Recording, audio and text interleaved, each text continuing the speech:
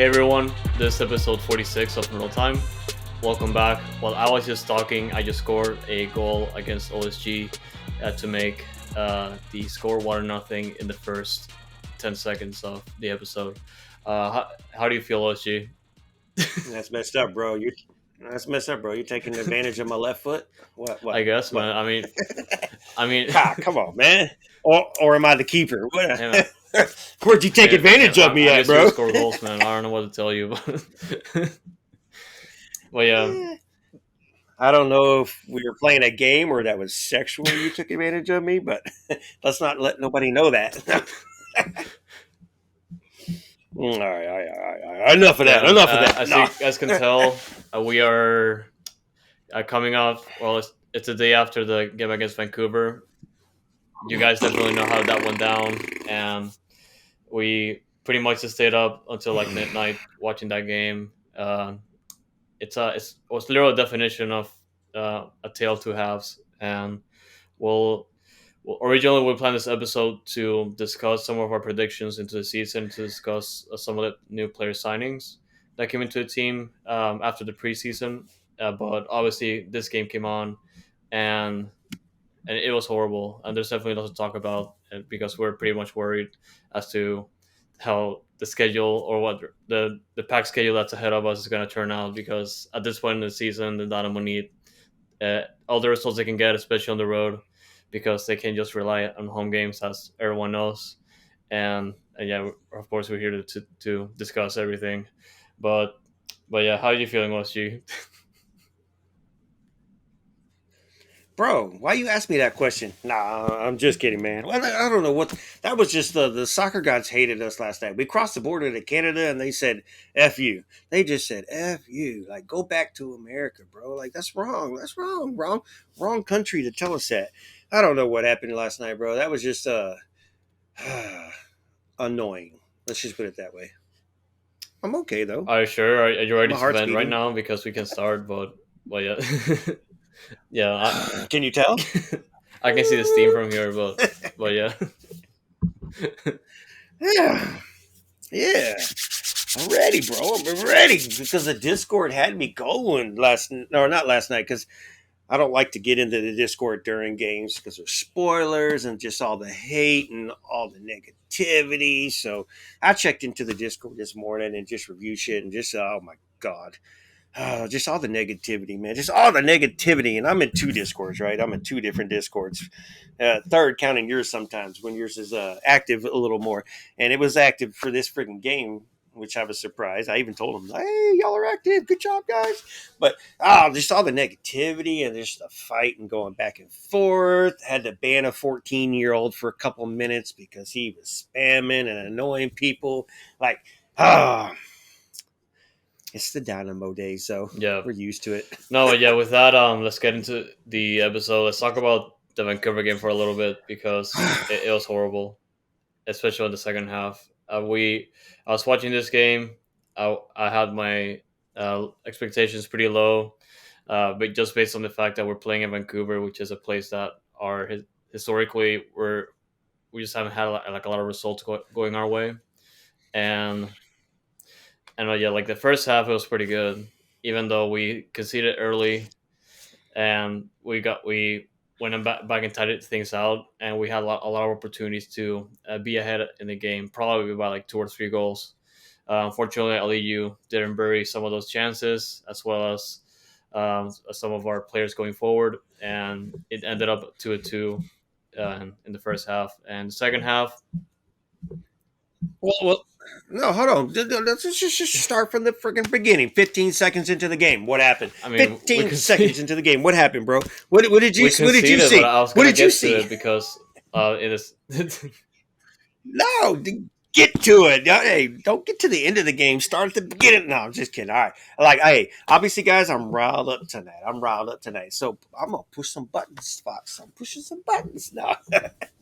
I couldn't get nobody in to argue with tonight. So you're my No, yeah. argument, I guess. And that's a good point that you brought up, because the fact of the matter is we conceded in like 15 seconds after the whistle blew for the first time, which is just like unacceptable if you want to establish tempo in the game already, especially on the road. And and credit to Dynamo for getting like the first goal and then the second goal.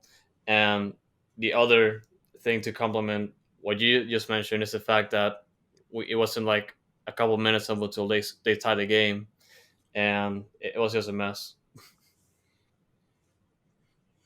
Bro, yes, dude. And all right, so granted, Mikel started at left back, and I'm fine with that because he started the last game at left back, and he did just fine. No complaints from him playing at left back. We were surprised that he did that. I wasn't surprised he started tonight at left or last night at left back because Brad Smith doesn't need to be playing on turf whenever he's still not 100% recovering. So uh, I was okay with it. You still have Gasper, but Gasper's in a question mark. So what do you do? I mean, you could have put Escobar back over there and Stairs on the right, but you played Stairs at center back because I guess Eric wasn't ready or not 90 minutes fit. I don't know what the hell's going on. But 15 seconds in, and yeah, a lot of blame does go to Mikel. Mikel should have left that for Bartlow and maintained his position, trusted the defender to do whatever he was doing. They came side to side, and then just he didn't even head it, knee it, kick it, or whatever. It just kind of bounced off his body, and then just went right over to the other player who scored the freaking goal. Whatever. What a way to start. 15 seconds in. 15 seconds. And my dumbass, I was having a problem with Apple TVs, so technically I didn't I see guess the that's first good. goal or the second. Yeah, or the second goal because it took me that long to figure out how to. Apple TV said I had a restriction. I'm like, huh? What? I was mad, bros. I was mad. So I just had to take my tablet and put it on the TV up there so I could watch the damn game. But it took me a minute to figure it out. But I went and watched the replays and just, oh god, what a sorry start. But like you said, took what 14 minutes to get the tying goal. The tying goal was happy days. I was happy. It's like, okay, good. We're good. We're okay now. And then the second goal made it even better. I'm like, okay. I wasn't, man. I wasn't worried about Vancouver as much as a lot of other people were. I thought I wasn't worried about history because Dynamo can lose 1,000 times to somebody and then beat them for the first time because this is a brand new team, completely different players. So history doesn't count when you go to Vancouver, just because you're wearing that damn jersey. This jersey right here with 2 stars, but. I mean, that was a winnable game, and that was just a piss poor effort starting the game. I can't believe it, Oh, bro. yeah, and the other main thing about the first half is that all four goals from both teams came in like in the first 20 minutes, and the upsetting part for like a lot of people is the fact that we wasted a lot of opportunities, especially from Aliyu. You can definitely say that it was mostly just like bad luck, and also if you remember Coco's shot that hit the post, like it was like a kind of like a bicycle kick. That Oh was also yeah, unfortunate, bro. and I Yes. don't know. Yeah, like we had like a lot of opportunities. We had a lot of ways for us to put the game away in the first half, and it still ended like 2-2. And I was pretty excited as to how like they could turn out, especially in the second half, like how they can just come off and try to improve, and then the second half started.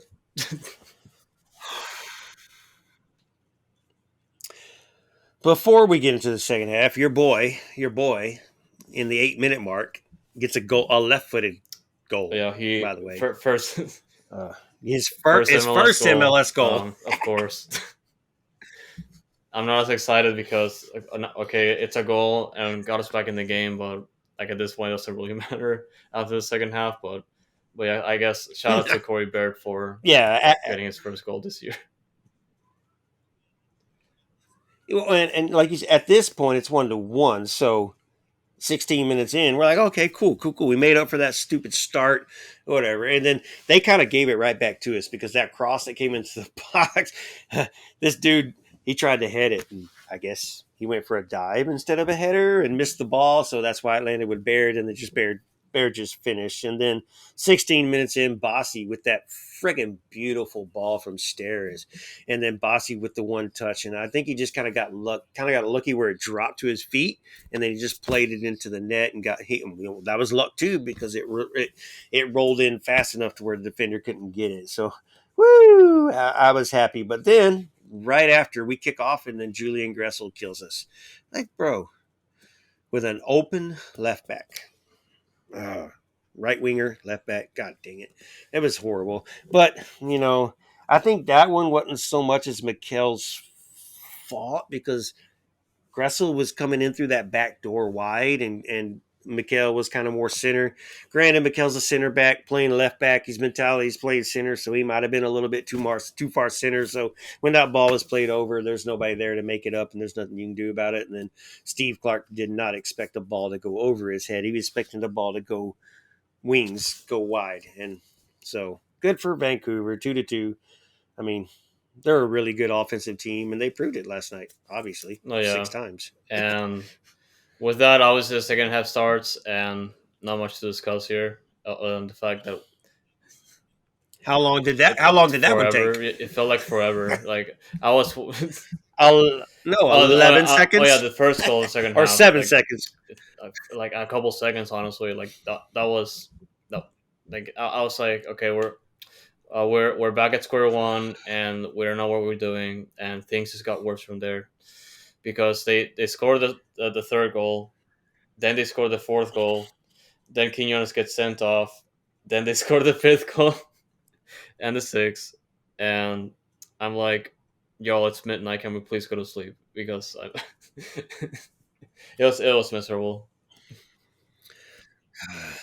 Dude, that was horrible. And for y'all that listen to the show in previous episodes, we know the defense is great. The defense is great, and we've been asking for a little more. And let me get a little more offense, okay? A little more with capital letters, offense.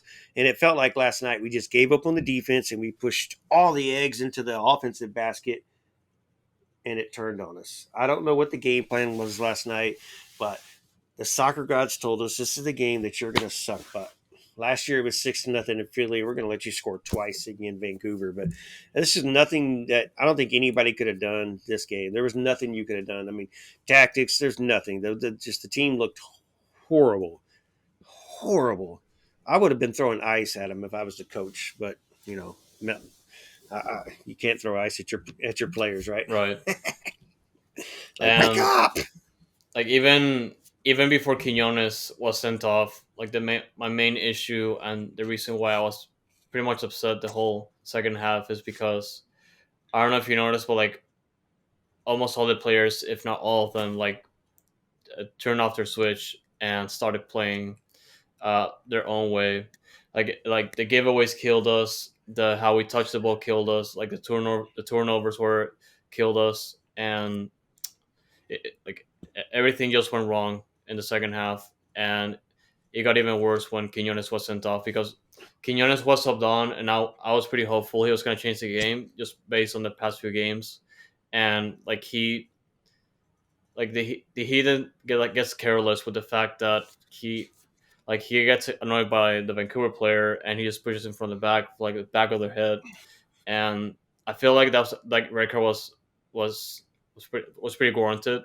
Like don't really like go for someone's head because the referee's most likely going to give you a red card, and that pretty much just killed the game for the Dynamo. Like even with a draw, and the fact that you can argue the substitutions made after that, especially once Viachenko came in. I'm like, we don't need to defend right now. We need to score goals. Like we're in a hole. We need to score right now. And I thought, like aside from Thor, like either Sebas or another offensive player was gonna step in, and I don't think it was like the right time for Svitchenko to step on, at least like in this stage, because we're trying to get as high as possible back in the score line, and instead what we did is just try to sit back with the numbers we had, and Vancouver was just running all around us, doing whatever they wanted, and it reflected on the score line, and that's what I was upset about mostly in the second half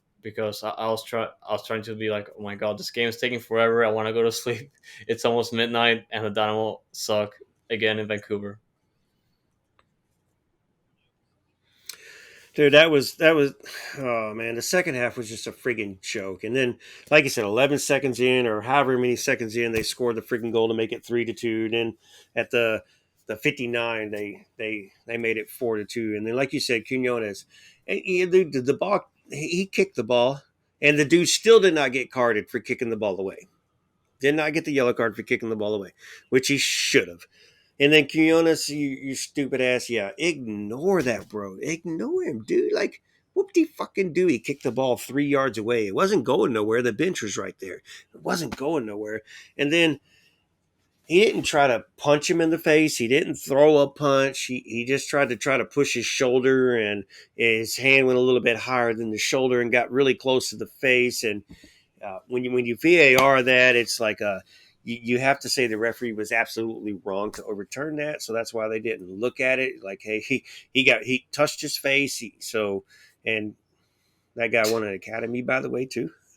But I mean, I thought it was a soft red, but whatever. He did what he did, and his stupid ass, stupid dude, bro. Like, ignore. I used to yell at my girls when they cared about the opponents or they cared about the referee. I used to yell at my girls when I was coaching, like, you play your game. You decide how we win and how we lose. You don't let nobody else do it. And that's what Quinones did. And then, like you said, it killed us. And we were already turned off pretty much. And then after that, we were turned off completely. And then you saw what happened the rest of the game. The two goals with what, 2 minutes left in the game, and then into 5 minutes of extra time, make it 6-2. They turned it off. Like, Oh yeah, who'd we leave in Canada, by the way? I mean they just did whatever they wanted, and credit to them for just putting the game out of reach for the Dynamo. And I guess for like the last thing I can say from this game is the fact that it's so easy to get on their heads at this point, and like teams can just like do that and throw the game away for Houston, like even if it's at home or on the road. Because and it really sucks because we've already seen the games where they can just control the game regardless of the situation. If you remember the first game against Austin, and the game against the Galaxy at home, you've seen this team already, and like they can definitely just pull the result right away. They can definitely go and get the results they want. And the start against Vancouver, it looked like they were gonna get a result, but like they were just careless in the second half. They didn't execute their game plan. They just thought about themselves, and they pay for it. And it's just one of those results that Ben Olsen has to like go back and talk to the locker room to figure out what's going on, because we haven't won a road game yet. We're losing points on the road. We have the kind of results against the game against Seattle at home. Like we dropped 3 points out of nothing because we felt like it, and it's just upsetting overall. And like I said earlier in the episode, like we have a tough stretch of games coming up in the month of June, and we need all the road results we can get, because just winning all the games at home is not going to cut it, especially if we're trying to like vie for a good playoff spot, or like even competing in the Open Cup or in the League's Cup coming up. Yeah, dude, and like you said, the last thing we can say about this is the promising note was there was a lot of offense last night. I mean, we even won the XG for the game. Vancouver had 1.86, but scored six freaking goals, and we had 2.11 and scored only two. So we won the XGs. They had a couple more shots than us, shots on target. I think we had 1,000 offsides. I don't even remember how many offsides we had. It was freaking ridiculous. And so, yeah, I say I'm ready to move on from this road game, but we got St. Louis on Saturday and then Open Cup Chicago on Tuesday. So two more games. And I think, like I said before this game even happened, we have a 3-game road trip. This is going to make or break us, is what I believe this 3-game road trip is going to do. Because, like you said, on the road, we're 0-2-5, 2 draws, 5 losses. We haven't won a game.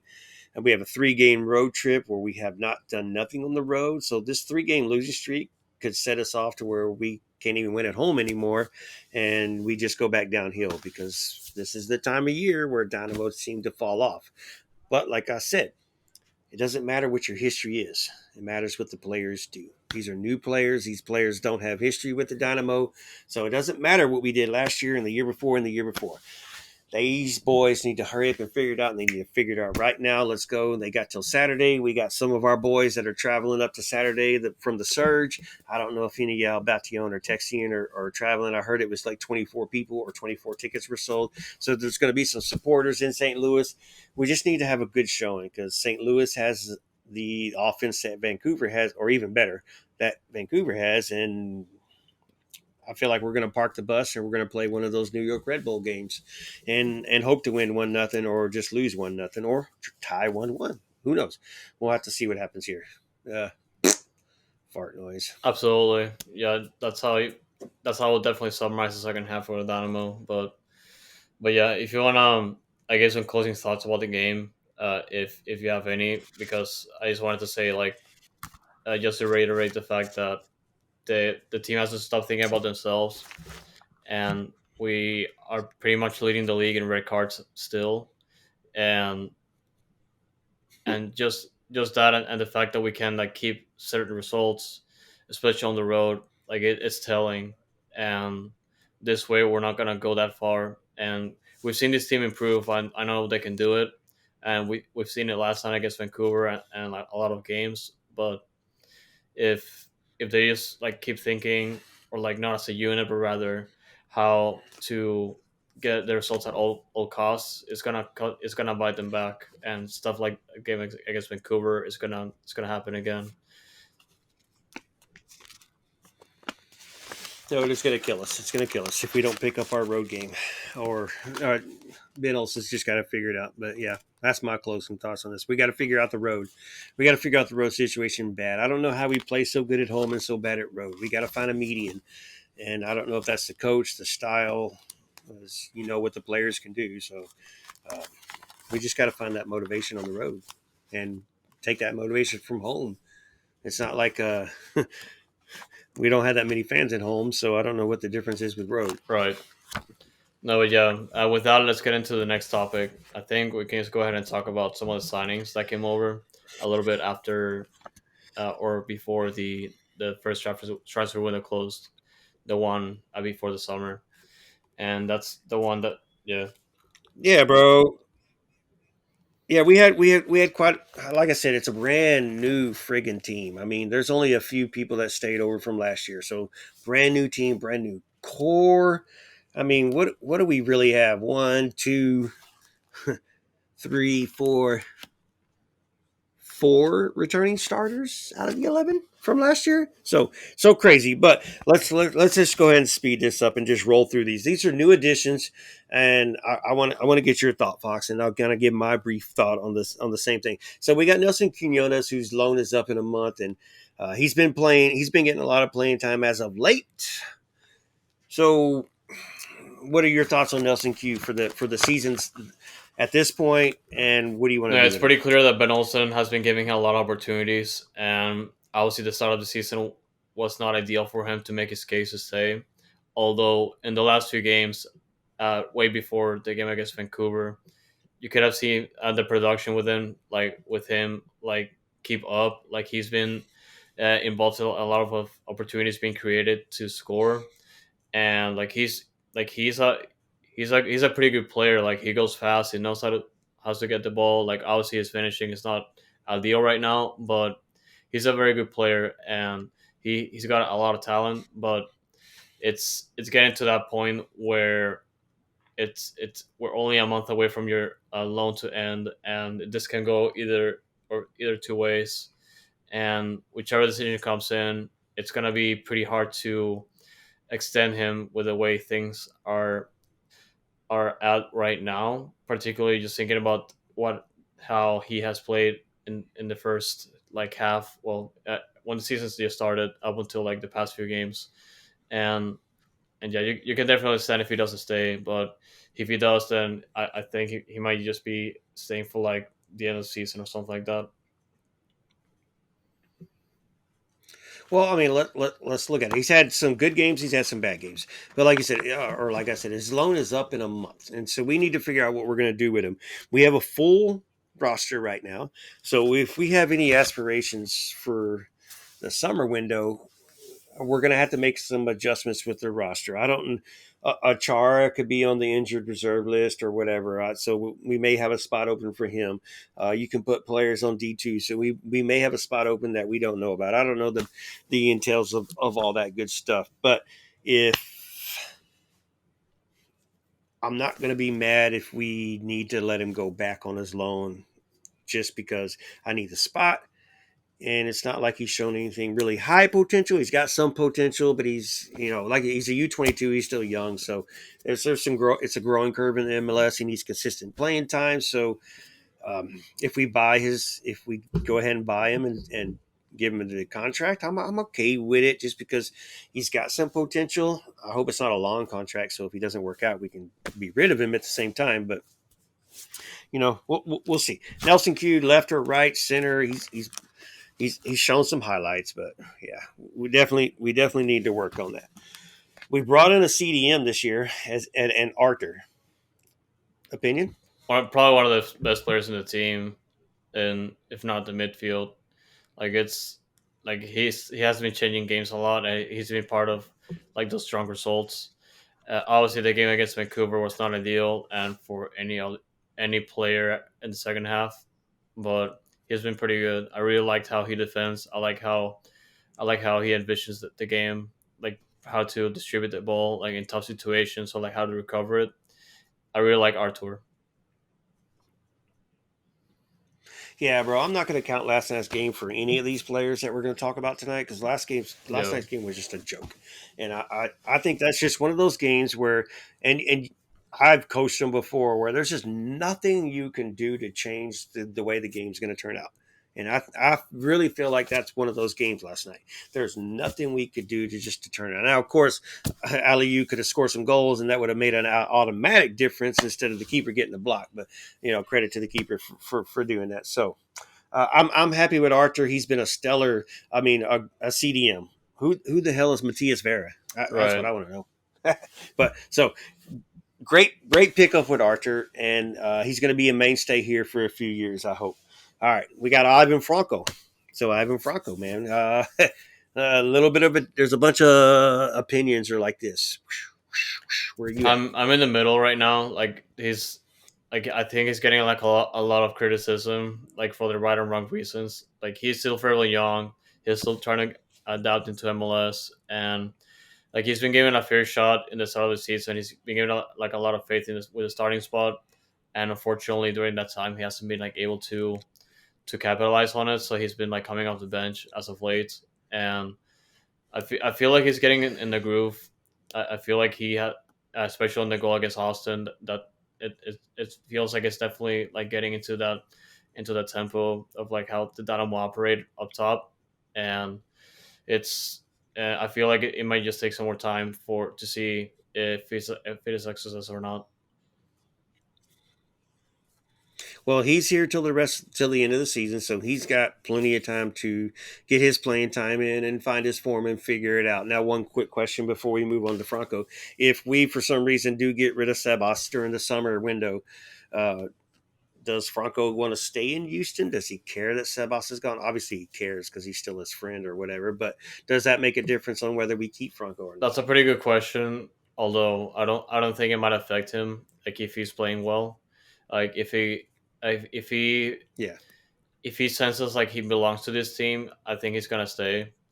And and I think there's like a culture going on here of like players caring for each other, and like as long as that's there, and as long as he's getting a lot of opportunities, and we see that he's doing his best to provide for the team, I think he's gonna stay even if Sebas leaves.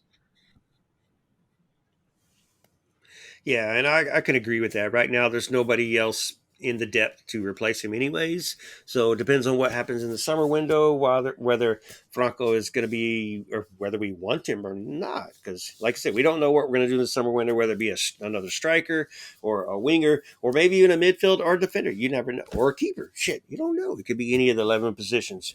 All right. So last night was turf, so Brad Smith didn't start, which or didn't play at all, which I'm 100% okay with because when you're coming off a knee injury like that, turf is not what you want to do because those are monsters, those are ankle grabbers. But what about Brad Smith?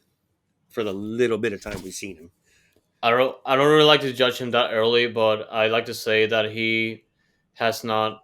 Well, Sounds good. for like just based on the games I've seen so far, I don't think he's like up to speed right now. Even though he's getting like a lot of opportunities Right. to prove his worth, it's been somewhat hit or miss, I'd say. Yeah, gotta grow, get healthy, and then he'll get his playing time. All right, Escobar.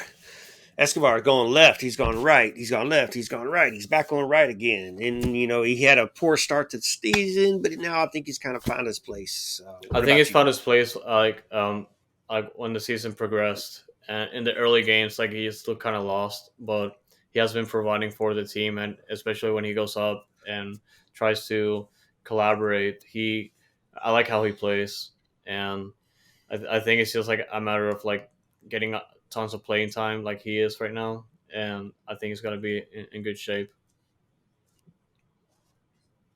Yeah, dude, he's starting to look like the smarter player he was a year and 2 years ago, and he's becoming a better player for us in the Dynamo. He's figuring out the style, and he's getting into the attack. He's playing defense. He's not making the major mistakes. All right, as we move on, there's Amin Posse, 4 penalty kicks and 2 open goals. What about Amin Posse? And there's a lot to Oh talk yeah, about he's one here. of our best players for sure. Like the way that he plays, the way he handles the ball, the way he provides the ball for his teammates. Like it's great, and it's something that we like just going back the past few years up until like if you have like Kyoto or at least leaving, like he has been providing like or at least one of the providers and a game in and out like and like and just the fact that he can play like on the wing and he plays like much better in the middle of the park, like it means a lot, and like he's just one of those important pieces that we need to like create opportunities, and we've seen that against even the game against Vancouver. We've seen that like even if he scores all the penalty kicks and and the last game before Vancouver, like like he creates and we need that. So yeah, with Bossy man, the beginning of the season, we put him on the wing. Or was it right or left? Shit, I I don't even remember what side it I was. think it might have Uh, been right, but yeah, left. yeah, no, it was Oh left yeah, because Baird. Yeah, you're right. You're right. It was right because Franco was on the left, or vice versa. Either way, we played him on the wing, and it brought a lot of questions with the team and or with the fans. Like, okay, Bossy, what do we bring him here for? What did we bring him for? He's made penalty kicks, but that's about it. And then the past couple of games, he's been playing more of that cam position, and he's been starting at mid, and Coco's been pushed up to the wing. So Bossy's been roaming around that central part of the field, and in the past 2 games, we've seen some more offense from the Dynamo too. So the styles changed, the play has changed. We've gone more forward, obviously from last night, or from last night, like with the Vancouver. How many times did we go forward with a pass instead of out wide and then look to the wings and then go to the cross? We actually made some through balls, and there was plenty of times Baird, Aliu or Aliu, however the hell you want to say his name. It's just I like Bossy more in the middle, so I'm more open to the 4-4-2 diamond formation, and uh, it could be Baird and friggin' Baird. God dang it. Baird and Aliu up top, and then Bossy with the cam, Ache and Coco. They kind of they hold down right there, and then Arthur in the background. So I do want to get out of this 4-3-3 where Coco's playing on the wing because I don't like him over there. I like him more central, so he gets kind of left out of position a lot. But you know, that's a mean Bossy. This one should be quick and easy. But what are your thoughts on DVK? And some people call him VDK. I call him DVK because I'm going to call him Vincio Vanderkuss instead of VDK because V Vander Duh Cuss VDK. So I don't know. I call him DVK because I like to whatever. But anyways, he hasn't done nothing for us. yeah. What's He your just kind of opinion on him? disappeared in the last few weeks, probably in the past month. Like even though he has been getting a lot of opportunities to play in for Dynamo 2, and he has been getting some opportunities for the first team. Like I don't think I've seen him play in a while. I don't know why, but yeah, that's not a good sign. Well, I have a inkling on that, and I didn't go double check this research. But before I get to the research that was given to me, DBK, he he started on Dose instead of the first team. And we question, and we've talked about this in other episodes. He's got speed. Speed is his advantage. He's an attacking defender on the left side, but he pushes up a lot. So he has to use his speed to get back in defended positions when teams are countering. So that was something that was a big question. And then for Dose, one game he got pushed up into the left mid or left wing, and he played really good. He scored a goal. Uh, Dynamo's only using, I think, one time on the left back, if the one time. So, I mean, I would kind of like to see what he can do in the MLS, or see what he can do for Dynamo. I know he's small, but I'm not worried about his size because we're trying to push the attack, and he may be that left wing back that can do something for us. But you never know. But somebody told me who follows him on Instagram that he might be in Holland right now for some reason. So something's going on, or maybe some. I don't know what the heck's going on, but supposedly DVK's in Holland right now. He's not even with the team and not even practices. And so maybe after this episode, we'll have to, or whoever's listening, do some research and tell us what you know. And Dynamo Fan TV or Bio City, if you're at practice, where's DVK, bro? Where's he at? pretty much. Where's he at? Ah, yeah, Saicedo. Like he has been coming off the bench Well, like almost I all the mean, time, and like yeah. I like how he plays, but I like to see him start more often. Like because he has been, I think like as a substitute, I think he's pretty good, but yeah, like in the some of the games that I've seen, like he's kind of like hit or miss. I'd say. All right, so yeah, I do like when he's come in and he's played the game, the limited amount of games he's played. I do like what he's done. I don't want him and Arthur on the field at the same time. So if Arthur's off, Saicedo's in. If Saicedo's in, Arthur's off.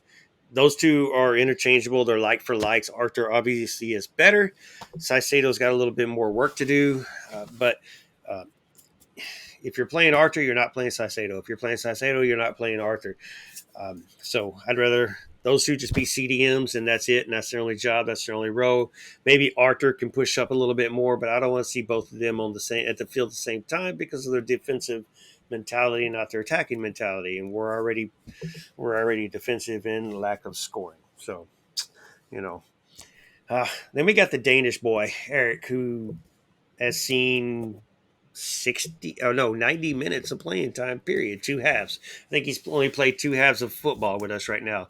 One where he started, he got subbed out at halftime in the Open Cup, and then against Vancouver, well, no, not even 90 minutes, right? Because against Vancouver, he only came in Yeah. for, 15? So that's all we've seen, all we've seen of him so far. I guess he's not 90 minutes fit. Maybe that car accident hurt him. Don't drive on the left side of Yeah. the road in Houston. This is not overseas. That might have been the problem. But, what you got with Eric?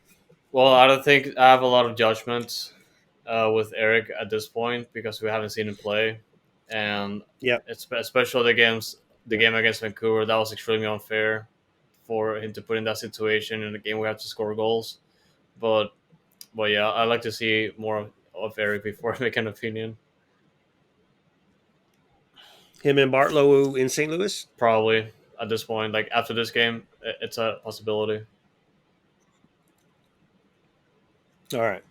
Good deal. So that's your starting center backs, Eric and Bartlow, right? Or is it Stairs and Eric? Or is it Mikael and Eric? Or what is it? Obviously, Davies hurt. So who are your two center backs? If you're the coach, you're going to, I want these two guys to be my centers. Like for the game against the Lewis, definitely like Eric and Bartlow.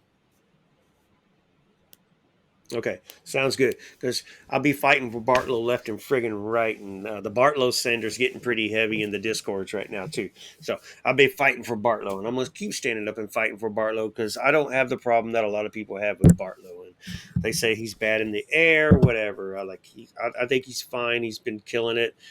For the lack of experience that he's had, he only I think 16 games last season. He wasn't a starter. He had to play CDM a few times. So this is his first season. He's played every single minute for the Dynamo this season. So I'm 100% on Bartlow's side. Well, let's go 99%. Just leave the door open.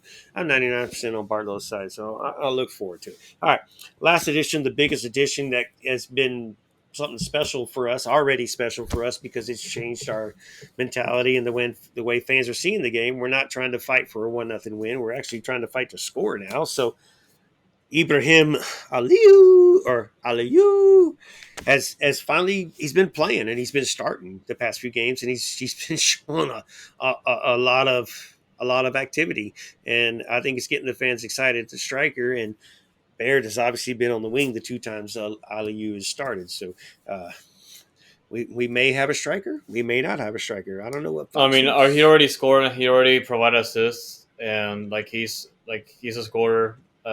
He's already proven his worth at this point, and he should be starting. And it's definitely a good problem to have, considering that we have a lot of strikers on the team, and Ali is definitely a good piece to have. I feel like at this point early though, like he's pretty good in the middle, and like you've seen it against Vancouver. Like even though we had like a pretty bad game, like he was just in the first half just dominating the ball forward, and it's just like a matter of luck that he wasn't able to get more than 2 goals, because he looked like he was gonna get 2 or 3 goals in. Four missed big chances last night. Yeah, at least four. At least four. So yeah, I don't know. That's one of those where all the Baird lovers would have been like, Baird last week, he just chipped it over the keeper. Aliyu this week, he hit both sides of the keeper instead of putting it in the goal. So, No, come on, man. All especially right, the that's people okay, though. You that know just what? call him Papa Pico, and I'm like, oh my god, stop. Whoever calls him Fafa, let me know. I'll punch you in the face. Say it to my face. You're going to get a punch in the face, even if it's through the screen. No, Aliyu is nothing like Fafa, bro. Nothing like Fafa. But I'm excited for Leo and see what he can do as the season grows. Ben Olsen needs to figure out the offense and the defense and the get them together and sync at the same time. So, I guess like but that's honorable all the mention players. Chase Gasper. He's definitely not on the fan side for now after the Open Cup, but he's got time. What has he Almost done? nothing. What is? I Well, mean, what has he done? Yellow yeah, card, he red did get card. a red card in the Open Cup and almost got us eliminated. But yeah, it's that's interesting. He's been in 2 games and he's got 2 cards. Yeah, So honorable good job, mention. Gasper. Someone asked me why doesn't Gasper? Yeah, honorable. I don't know if it's too honorable though. Dishonorable mention. So it's Chase Gasper. So we'll see. There may be something there. He's gonna have to work hard. Maybe he gets a down a dose start to get some feel or whatever. I don't know, man. I don't. Nobody knows what Ben Olsen is thinking either. So don't even try to figure that out. But as far as all the additional players for the season, that's pretty much it. I mean, I know there's some more, but they're not getting time or they're playing on dose, so it's nothing really to talk about or waste y'all's time with tonight. For sure. But man, so we've played actually 16 games this season, 14 regular season, 2 Open Cups. We're 5-1-1 at home, 9 goals scored, 2 away. On the road, we're 0-2-5. 6 goals scored, 16 scored against. So we've got 2 points on the road and 16 at home for the 18 points that we're in ninth place right now. So home and away are two different situations. Shell and a hell, and then hell in a shell is what I'm going to call the road place. Hell in a shell. Shell in the We're hell. I stuck like in this that. little shell right here. We can't. It fits, right? It fits. So, I mean, let's just kind of briefly just run through our season. If you have a comment on the game, say you have a comment. If you don't, let's just move on through. But 14 games in the season. We start the season at Cincinnati and we lose 2-1. Unfortunate game. Hey, it was better. It It was a good way to was. start the season, though. Even though we lost 2-1, we're playing the second place team from the Eastern Conference the year before, and we played 2-1. It was a good fight. Just Cincinnati ended up getting out of there luckily, I think. But then we move on to week 2 and we go to New England and get our butts kicked in the second half of that game, No, 3-0. I was upset. That was piss poor, bro. That was just what a way to start in Cincinnati and then go to New England. And then, so we're 0-2 to start the season. Everybody's already freaking out. Dynamo fans are already freaking out. 2 games in. 2 freaking games in, bro. Like, come on, man. Wooden spoon winners. Y'all gotta have a little more faith, bro. All right. But game 3, first home game of the season. We don't know what Hell in the Shell is yet. It's just called Shell Energy, brand new stadium. First time we see the seats, a new scoreboard, anything that's new, the new food, which is great so far, and our ugly little bitty, I would call him step brother, step kid, step, uh, just the guy that lives down the street. How about they're just neighbors? They're just the guy that lives down the street.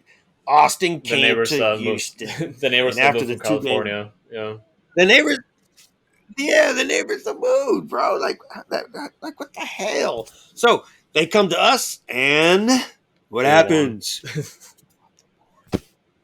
Wipe them, Yeah, wipe them off the board. 2-0. Ache scores on Austin for the ones that were the biggest talkers that said Ache's washed. Ache's washed. What did y'all get him for? He's not going to score 10, 15 goals for y'all. We didn't want him to score 10, 15 goals. We wanted him to be our midfielder and control our midfielder. But what did he do? He put the game away on Austin. And that was the freaking big, huge win at home. 2-0, clean sheet. Okay. Now we move on. New York comes in the following week, and we're like, oh man, this is a tough opponent as well. Our schedule was tough to start the season. But what did we do? 1-0 victory, a shutout. Good win, boys. Good win yeah. at That Shell that Energy. game was Thoughts? that was one of our best games of the season for sure. Bro, that was killer, bro. That was killer. But you know what? After a home game or after a couple of home games, where do you go? On the road. We go to San Jose. San Jose, we know what kind of games you're going to get with a San Jose. You're going to get a back and forth, beat them up, throw them up. Just everybody's going to be fighting. And then we go to San They Jose. tore What Tate. happens? They 3 yeah, they penalties. tore Nobody can. Tate Schmidt's ACL and it's out for the year, Oh yeah. and we Oh lost. yeah. Forgot about that. Yeah, but we lost on. It was 3 penalties. No open goals. No open goals. Should have been 0-0.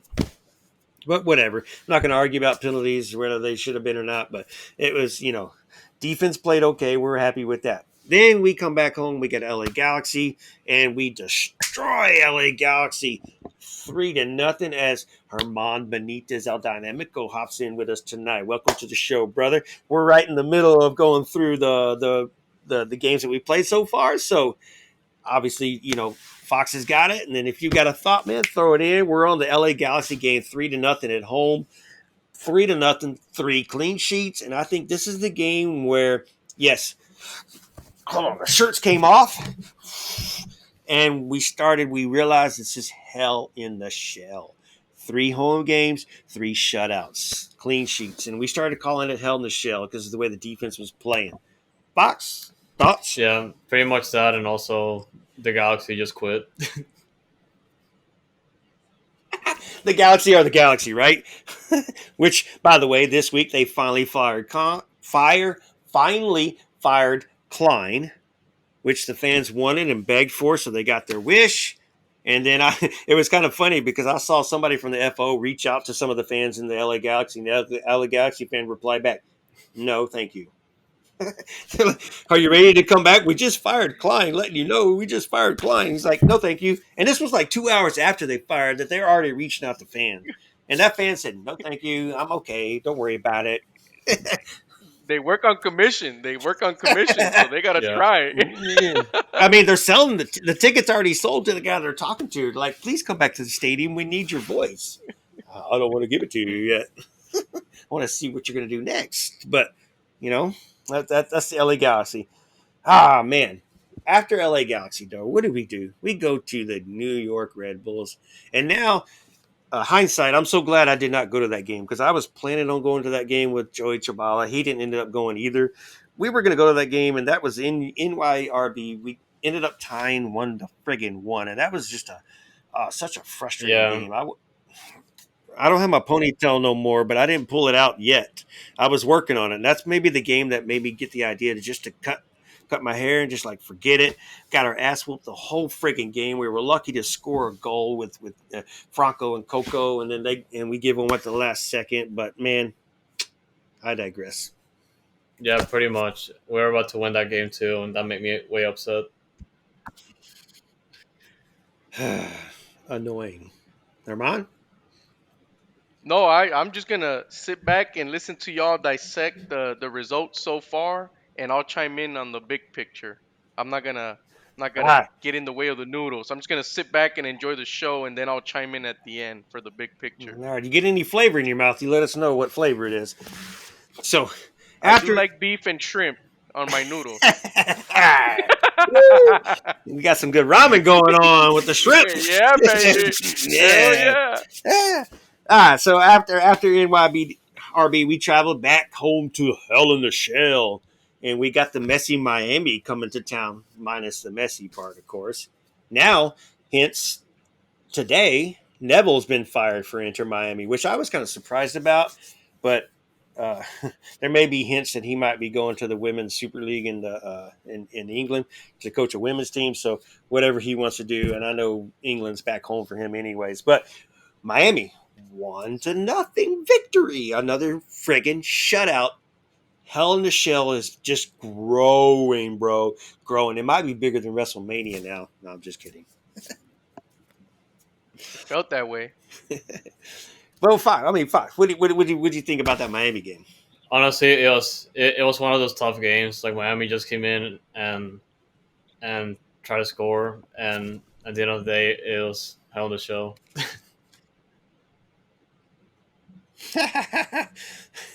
It was, I love that the front office has bought into the hell in the shell idea, you know?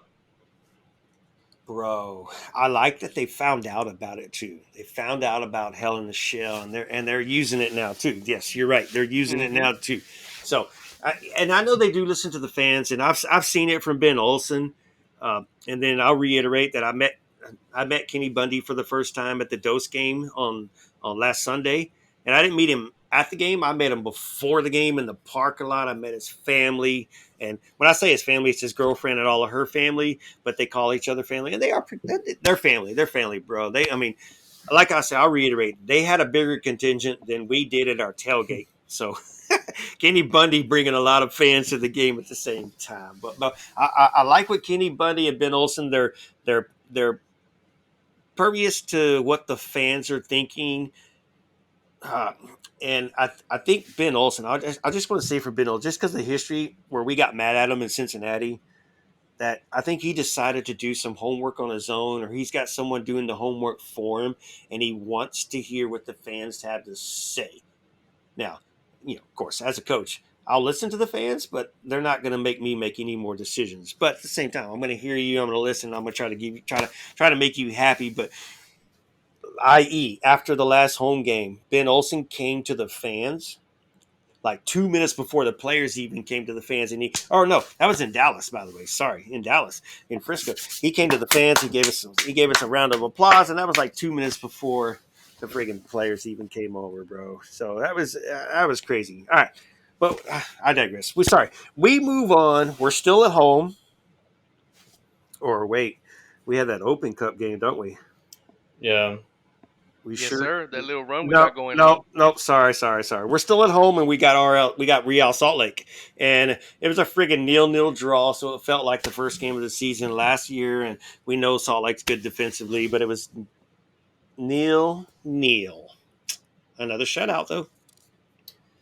like, I Thoughts? was disappointed, but RSL pretty good up until this past week or yesterday, really. Yeah, and RSL starting to move up in the standings too. So the teams that were at the bottom of the standings are starting to win. But let's just go ahead and move on. We got the Open Cup. The Open Cup, our first game in the Open Cup, we not our first game technically because we played Tampa Bay and we Second. beat yeah, we Yeah. beat Tampa Bay. But then we got lucky. We got a home game in the Open Cup and we got our rival SKC and we ended up beating them 1-0, man. Thoughts on the Open Cup game? I know it was a different roster. It's not our normal roster. We expected that, but the boys performed very well, and they ended up winning. And I was kind of surprised how that game went, to be I mean, honest. still shout out to the Dynamic Communications team for setting up that last minute stream, um, and just and, ju- Oh, and just yes, the in fact that Tampa, the host yes. team just straight up Yeah, decided not to stream it was annoying. And also, Andrew Tarble saved us that game for sure.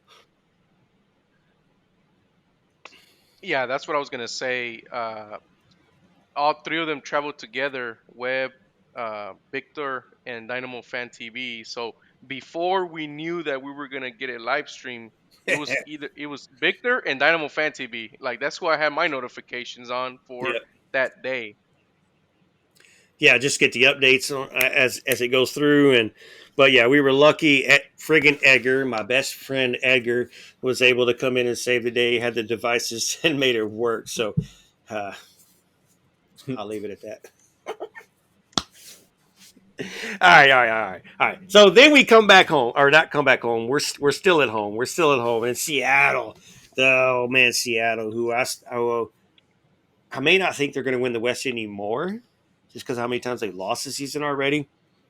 But I know they're a tough team. They come in, we get a red card, we go down. Is that two Two red red cards or one cards. red cards in Two that red game? cards. And we lose two red Two. cards. That's right, two. Ache ache. Oh yeah, Achi Achi in the 96th minute of the game, or in the 106. As we're all at home sleeping, we wake up to a notification that Achi Achi get a red card. Like, bro, the game's over. Why you get a red card? No. But we lose to them 1-0. Only 1-0, going down two men playing Seattle at home. So we give up our first goal and our first loss at the same time. Yep. Okay, good thoughts No, on that yeah, one. not much to say there. All right, that was an easy one. I, I, We talk enough about losses already, right? yeah, I'm gonna let y'all cook it up. I'll give you my closing thoughts. I'm just gonna Yep. let y'all whip it up. All right, well, Minnesota, one of our first two games, we had to travel to Minnesota, a road game, and naturally, a road game. What happens? We lose 1-0.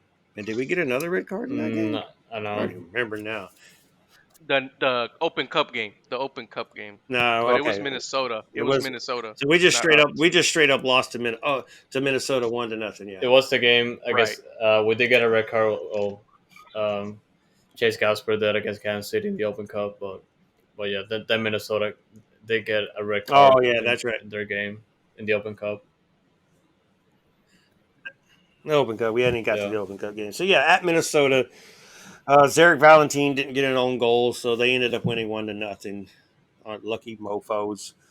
But after that, after Minnesota, we get to travel to Dallas, to Frisco, to North Toll Road, South Oklahoma, South Oklahoma. The Surge, El Bation, Texian, they all rode the buses. It was two full buses that made the trip to Dallas. And man, deja vu punched me in the face for that frigging game. We were down 1-0. We had to score late. Thor on a corner kick heads it, hits the post. It goes right down that freaking goal line. The keeper, from my perspective, I saw it in the goal. The keeper pulls the ball out and throws it into the field of play, and I immediately, deja vu punched me in the freaking face. I immediately look at the ref because the ref didn't do nothing. The game was playing on. Thank God Bad Bunny got on the field and planted goal line Yeah, technology. that Thank bunny God. got us the result in Dallas. Got us the point, Oh, Yeah, save the day. the other thing I remember from that week is that yeah. Bucky's is forever orange. Oh yes, that's for real. On the way up, the boys, all Serge and El Bation buses stopped at Bucky's and happened to run into Bucky, and Bucky came out and he was getting with it, bro. He was getting with it. So yeah, that was a good. the other the other thing I remember is this is the beginning Yeah. of Thor. You know, like Thor is beginning to cement himself as a hey, I'm here. You know, I'm not a rookie no more. He's starting Yep. to earn those minutes now. Yeah, I wouldn't call it cement yet. It's still water and a bag of cement. They haven't been mixed together yet. But Let yeah, me you're say right. this: He's working on it. at the time before our signing, Oh from yeah, Nigeria, you're right. it felt like he was gonna be the striker. You know, at the time. You're right. You're right. Go ahead. Go ahead. All right. Well, after Dallas, everybody got back on the bus. Uh, those that didn't throw up made it back home at 3 o'clock in the morning.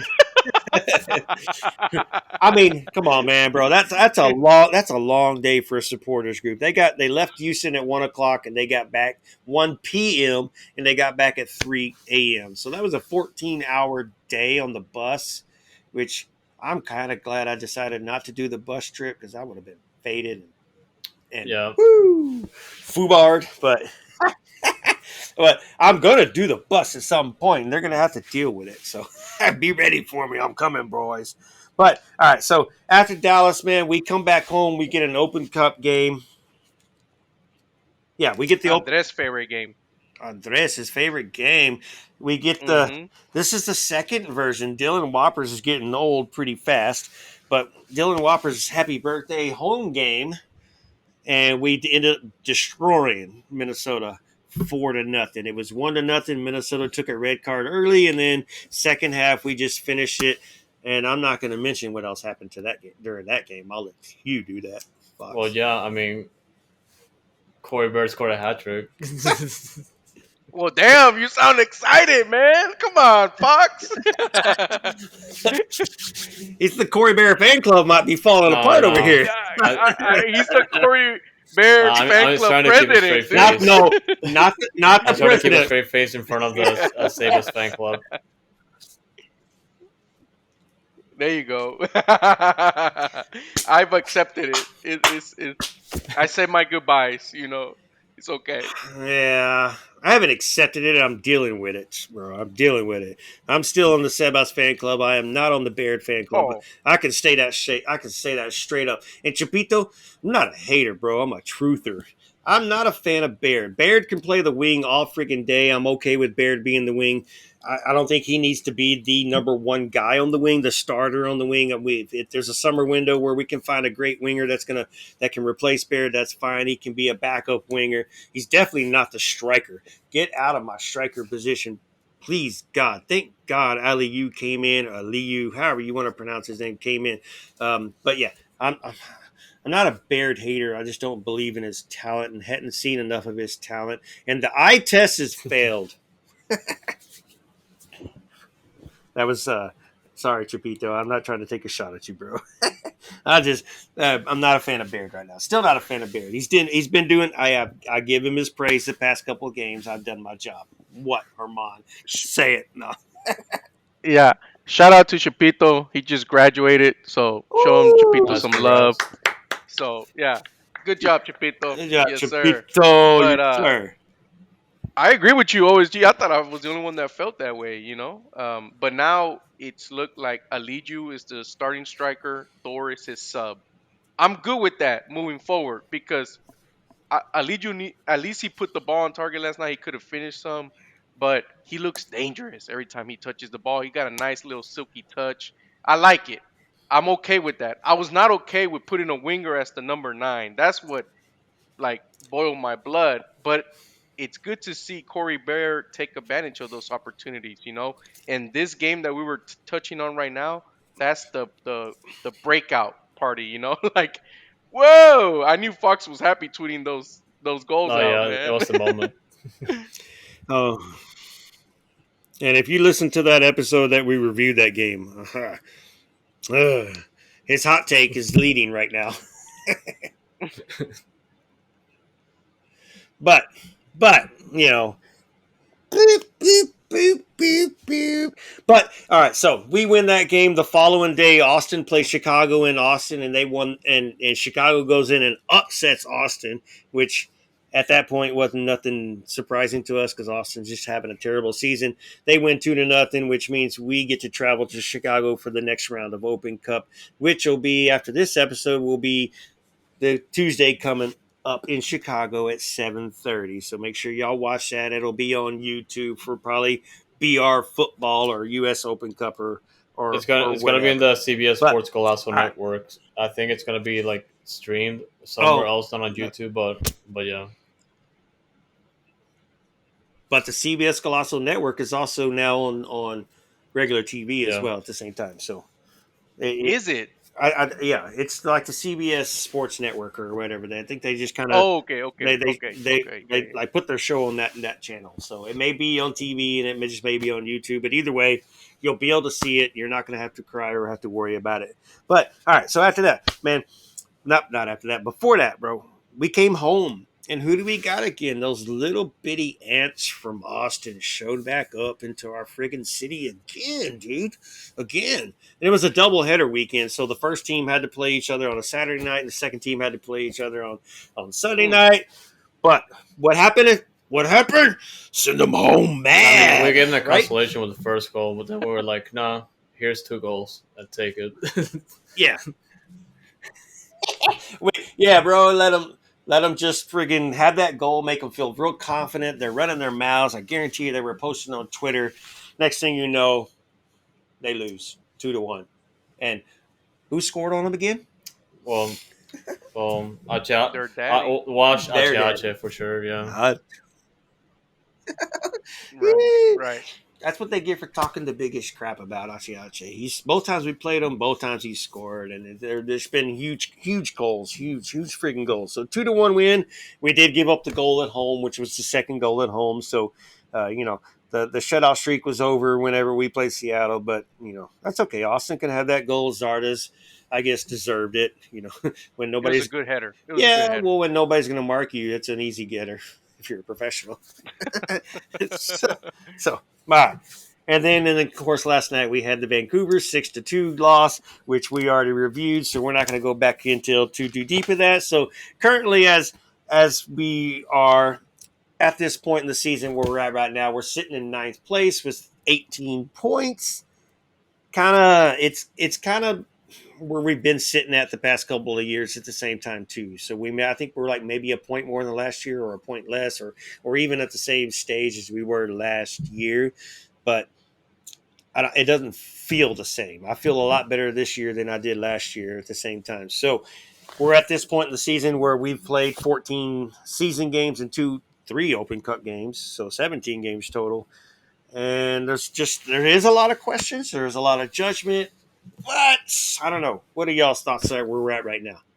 Oh well, like I feel like we're in a pretty good spot compared to like the past few years, even if the standings reflect differently, and we definitely have like a core of players like forming a team that definitely cares, and like it's just a matter of time until we see consistent results, at least positive ones, and yes, it's still unfortunately it's just a matter of patience, which is something that we are not really accustomed to, just based on the fact that we had to endure previous coachings and the previous front office before uh, Ted Siegel and Pat Onstad and Nasher stepped in, and unfortunately, it's gonna have to come up to that, and pretty much patience is gonna be the key, and trusting Ben Olsen to build his projects, and I still trust in him. So we'll see how the rest of the season goes, because I still think we have a fair shot of still making the playoffs and just getting much better results down the road. Yeah, dude, I'm okay with the way the season's going so far, but it's okay. So it could go down or it could go up. Too. We're playing well at home. We're playing poor on the road. We gotta figure out a balance. Our defense has been great. Our offense has sucked. We got to find a balance. And then last night, our offense was great. Our defense sucked. We didn't have a balance. So that brings up the question for y'all about the defense. How do y'all feel about how the defense has been playing this year? Hadabi was played most of those games before he got hurt, and he might be out for the season. He might be coming back late towards the end of the season. We're not sure yet. We haven't been given a real timetable, but it's been Bartlow and Adaby. Now it's been Bartlow and Mikhail's played a couple of times. Bartlow and Steris as of last night.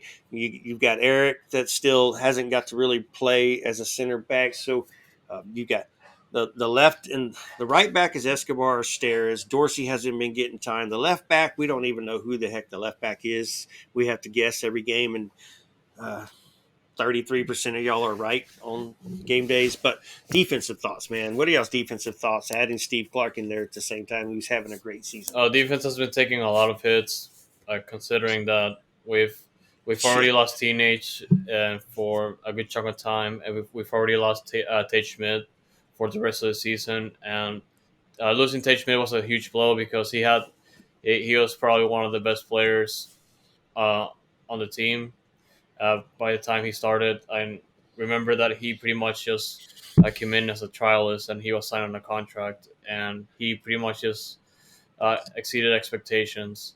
And unfortunately, he just got injured in the game against San Jose, and we now have to switch players around, or at least switch around the players that we have available. And thankfully, Brett Smith is coming back from injury still, and we still um, like and the center backs that we have right now are still doing a pretty decent job outside of the last game, but I feel like they're in pretty good shape as so far, and it's just the matter of fact is that we have to still deal with these blows to the roster and just keep up consistency. Yeah, I agree with that. Herman? We do, but we still gotta see our most recent signing debut, correct? So that Yeah, should help in no, yeah, theory and with you're the right. defense. Sviatchenko hasn't had like a lot of opportunities to play due to like early setback when he got to Houston, but we should be seeing more of him very soon. And I feel like Eric can definitely make a difference. Yeah. And then like in general, before this game, I mean, this is our strong suit, right? Of this team. This is the strength of this team up to this point before last night, right? Oh yeah, oh The yeah. defense attitude.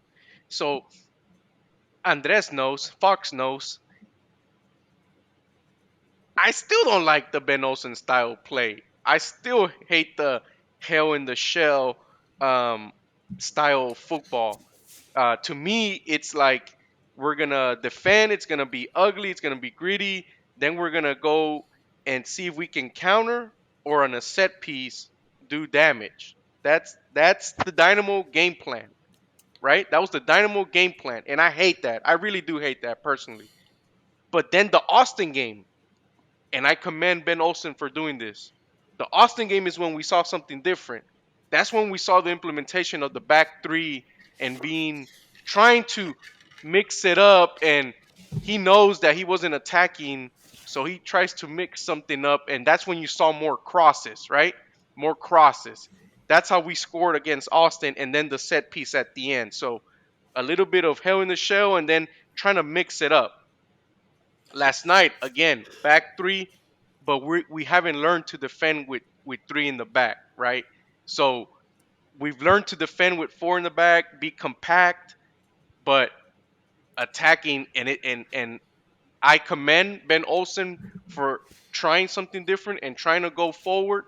It's going to be tough to find that balance where we can defend well and also produce scoring opportunities, because before these two matches, it was park the bus and let's do our magic either on a PK or on a set piece. And personally, I hate that style of football, man. I really, really do. You ready to watch it again on Saturday? I have to because I bleed orange, you know? But at the same time, I agree with you that Ben Olsen came in here and he brought a defensive style after Pat Onstad came Yes. in last year and he was like, I want a 4-3-3. I want to attack. I want to push. And then we hire Ben Olsen, which I'm okay with Ben Olsen. He's a stopgap, or he's a get us to here and then grow the team and then put us here, and then the next coach can come in here, put us here, and then maybe after that's the next coach can get us over the top and make this team get back into the history threshold that we're supposed to have. That man, he's got to find that The re- median. the reason all three of us feel good at the end where we're at right now is because I do commend Ben Olsen for instilling, aside from last night, right?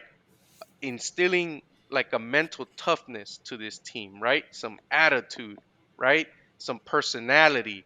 And I don't think we've seen that recently. That's why we feel different, even though if we compare apples to apples, this and last year, it's almost right identical. But I feel like we feel confident because we're like the win against Austin. It was a come from behind win, right? um, there's a mental toughness to this group and a chemistry that I think can only be positive going forward. Yeah, there's a mental toughness to this team. He punched him in the ear yesterday and got a red card. I like that Ache and Ben Olsen men up to it though. I like that. The red card shouldn't have been a red card, but Quinones shouldn't be doing that either. Um, that shouldn't have been a red card. I'm just gonna say that. But I like that Ache and Ben Olsen men up to it. You know, they didn't hide from it, addressed it from the get go. You know, all right, let's put it behind us. Let's learn our lesson and let's keep going forward. St. Louis is tough now, and over there too. St. Louis is second place in the West, and I they're know and they've done it, and they don't lose at home. They don't, and they're they don't playing, lose at home. and they're in great form. They're going to probably have a sellout stadium, and we're only 24 deep going over there.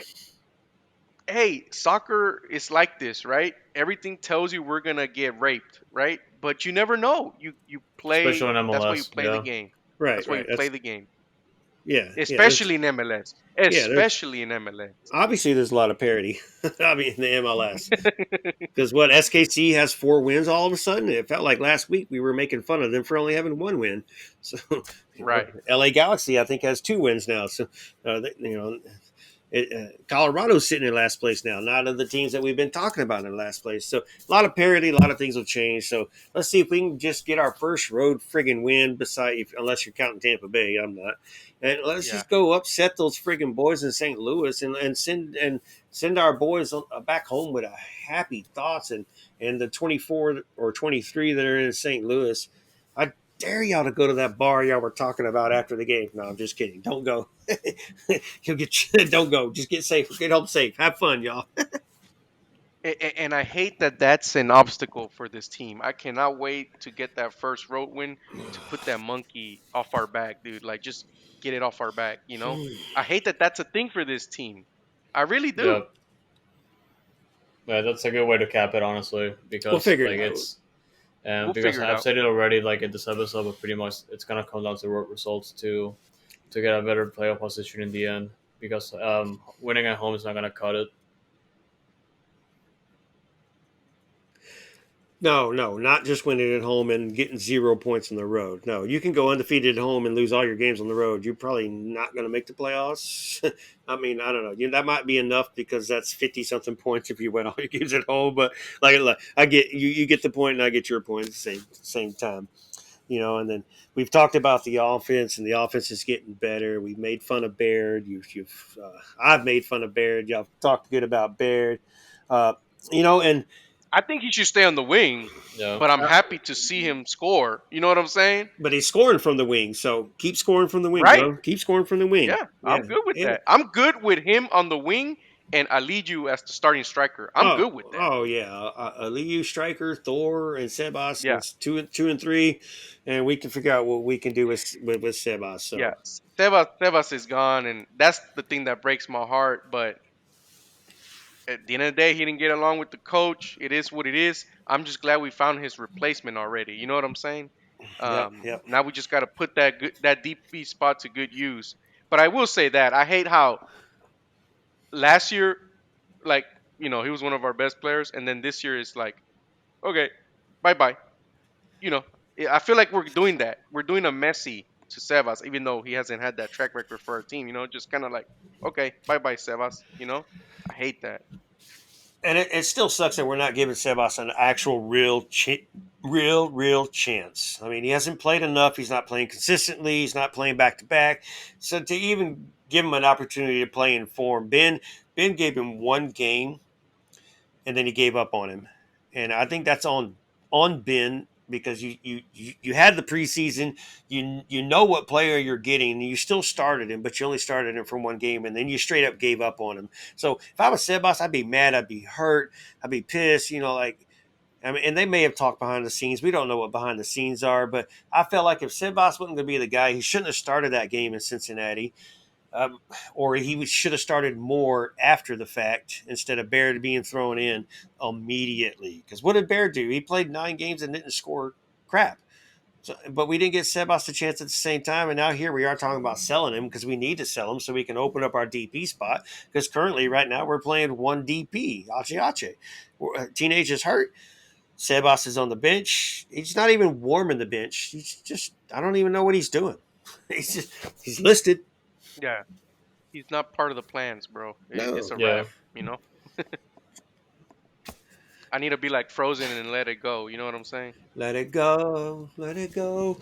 But yeah, That's anyways, all it. right. But so I think I've got like maybe 2 questions left for y'all. So Foxtrot, man, um, player of the year thus far, slacker of the year thus far for the team. Sorry, not for the league. Our best player on the team definitely Achache. And we're the slacker. That's a tough one because we have like Chase Gasper already, and and and yeah, like I don't want to comment on that just yet. Vermont. My MVP is our goalkeeper, Nelson. There is no hell in the show Steve without him. Clark. All I mean, right. I don't know how to say that. Hey, Foxtrot, Yeah. Yeah. kick him out. Hey, kick him out. He just went with Nelson, who's on a USL side. Not even a keeper for the Dynamo. Doesn't even play. Doesn't even. Unless he's talking about Nelson Yeah. Quinones. Well, and no, I was thinking of I got ahead of myself for the next answer. The flop so far for me, I was really high on Nelson Quinones. I was really cheering for him. I love that he's fast. I really love that he's fast, And I actually think he was trending up, and then last night he kind of like destroyed his what he's been stacking. He's been stacking, and then last night he just crashed. I was hoping because it's a 1 year rental basically, right? It's a Yep. 1 year loan, and then we decide to buy him at the end of the year. I was hoping that he'd break out, and then we got confirmation that hey, we got our winger for the future. But I don't know. Others might say Coco, but I'm like, Nah. man, he's not a DP anymore. So I mean, we're good.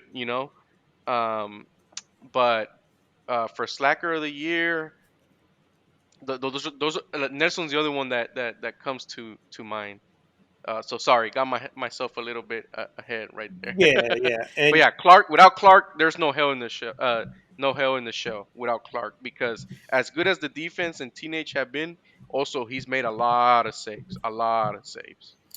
and I'm gonna go with y'all, but Achi is my player of the year with Clark being as the honorable mention, making excellent saves and just playing like he's a 25-year-old again, and just having a great time. And it may be that now his baby's over a year old and probably walking around and running around, and he's teaching his baby how to be a goalkeeper. So he's motivated, comes back into the net, and he's freaking not letting nothing in. And he's just making a save off his face, off his chest, his arms, his legs. Great job, Steve. Steve. Sorry about last night, bro. That was the defense's fault. That wasn't yours. You had nothing you could do about those freaking shots that you were taking last night. And Vancouver's goal was 12 I don't feet wide and 12 feet tall. Ours was only 10. I don't know why he was flexing, but if he's flexing, I'm flexing Yeah. right behind him, baby. You don't know why? You don't know why he was flexing, huh? I don't. Bro, they were chanting. What? They were chanting at him. The Oh, Van, okay, okay. the Vancouver fans were chanting at him. So he heard it. He walked up, and that's why he flexed and Gotcha, threw the gotcha. muscles out and told y'all basically right back at you, fucking Canadians. Sorry, I thought they were nice people. they are nice people. They're Canadians. Or Yeah. they're half French, which means they surrender in any war they've ever competed in. So, sorry, that was I shouldn't have gone there, but they are that's what the French do. Unless, OSG after dark.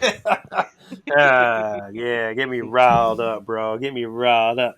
All right, man. So Fox, bro, any other thoughts on this season so far, or any other questions? Was there anything I missed on Twitter that I forgot to check on, or you have any questions for the season? I'm not going to get into the Baird. I think we kind of already did. I don't think there's any other players that we specifically need to talk about unless y'all have an option. Herman mentioned Coco. I'm fine with Coco the way he's played this season. I don't like him on the wing, so if we can find a way to keep him in the Yes. midfield, Thank or you. we just need to get rid of his butt, and hopefully we can sell him and make some money off of him, and then we move on from Coco. But if we can't play Coco in the midfield, I don't want to see him on the field because he's not looking good in the wing, and I don't like it right there. But otherwise, And he's not a cam either. He's not a no, cam either. no, In my mind, he he's a should be playing next to Ache. yes, In my mind. as a straight eight, and I Mm-hmm. think Fox, Mm-hmm. right? We just answered that question 3 nights ago, right? Because we were asked that Yeah, question about Coco that and by yeah, Chris and Righteous. I was gonna bring in this tweet from Chris the Bad Guy because he did bring his thoughts. Uh-oh. Oh And I God! think that's a good way to close the episode. Uh-oh. Spaghetti-O. But Before you even, Good job for Chris. He before you, found a girlfriend. Good for him, man. I don't even know what he called her today, but I won't even mention that. But before you even read it, Chris has been drinking today. The bad guy. He's been drinking today. He's been in the Discord, uh, talking his talk. In his feelings. Yeah, he's in his friggin' feelings Okay. because. You know what? I'll go ahead and air it out there because he likes airing it out there. What's today? The first day of Pride Month. So Chris he's all over the place right now. He's all over the place. He's mad. He's mad at the world. yeah, We're all about yeah. love on Noodle Time. And yeah, he pretty much mentioned that Ben Olsen is an upgrade, but we gotta aim way higher. Still predicting an 11th place finish, which is better than last year. We've we've had a really easy schedule against weak opponents so far. Who would you like to see next season as a Quintero replacement? Because man, do we need it. And I retweeted him. I agree with everything he said. No. I don't know what everything, Ben especially the Olsen is Quintero part. all right. So the first part, you had the first sentence was Ben Olsen. Ben Repeat Olsen that is part. an upgrade, but we gotta aim high. We gotta aim way higher. It is or isn't Is it's an is upgrade, but we gotta aim way higher. Yeah. is okay. Yes. Well, obviously he's an upgrade from Naga, but we can't aim too much higher. We need to bring in so. Just because of the way we're lined up on the screen, I'm seeing you right here. Herman, you were Naga. Okay, we fired your ass. And then we brought in Foxtrot. He's just a little bit of an upgrade. We're down on the bottom of the barrel. We're the wooden spoon winners. We're not going to bring in a Pep Guardiola. I just use his name because everybody knows who he is. We're not going to bring in a big ass name coach to come to Houston because we don't have the history right now. It's been 10 years since we've done anything. So we need a Foxtrot right now to come in to put his emphasis onto the team to to tie all the knots back together, to glue to to put the glue in the corners, put the puzzle pieces together, and then as we start to grow, then we can be like, all right, Ben, thank you very much. You did your job. Let's go out and find Hmm. the OSG out there who is that more caliber coach that the name that everybody knows. And like I said, from right to left, that's all I did was just using the videos. But we got to work our way up the ladder. We can't stop from the bottom run and jump straight to the top run. We're not that powerful. And then the second part was what was the second part in that? So the second one was that still Gosh, predicting an 11th place finish, which is better than last year. We better not finish in 11th. I mean, we better get a little bit higher than that. Have a little more potential, but uh, I when I said I agree with him, I mean the range. I think we're eight, Yeah, 9. yeah, yeah, That's where I think we'll end up. yeah. That's where I think we'll end up. I'm Definitely not hoping 11 we though. can be in that top 7 and not the 8 and 9, so we don't have to play that Heard that. stupid playing game. But we're right. Yeah. We're at the realm right now. We're 9. Austin is 8. All right, and then that third part that he said. well, the other thing that he mentioned that you could say that we've had an easy schedule against weak opponents so far. Well, the main thing that I That's a disagree lie. with is the that we still need a Quintero replacement, that's pretty much just Bossy. Like if you split him in the middle, he can just do that Yeah. or even more. So that's why I disagree with that. I think he's talking about not facing LAFC yet, basically. Schedule wise, That's how I yeah, took that. And we're about to face St. Louis right now. So that's how I took that part of the tweet. Bro, But no. yeah, I'm See, with y'all. when not just us, other pods were doing the same thing. To start the season, our first 10 games is what people looked at were our tough 10 freaking games. I mean, let's look at them. Cincinnati second last year. New England was terrible last year, but they won the East the year before. So New England we knew could be right there, and then Austin second in the West last year. NYC always been a top 4. I think they were fourth last year. San Jose. All right, so maybe that's the first game, but we're at San Jose on the road. We played them 4-3. We beat them 2-1 last year, so we knew we were going to get a good game. Then LA Galaxy was coming to our house. So that's a tough friggin' game. So 5 out of the 6 so far at NYRB. That's 6 out of the 7 at or Miami at home. I was confident we were going to beat Miami, but Miami's a decent team. RSL, who cares? Seattle's freaking tough. 1, 2, 3, 4, 5, 6, 7, 8. Dude, that's the first 10 fucking games. There's no easy schedule about it whatsoever. And when you're the bottom feeders of the conference, and you haven't established yourself in the top, there is no easy schedule. pretty much.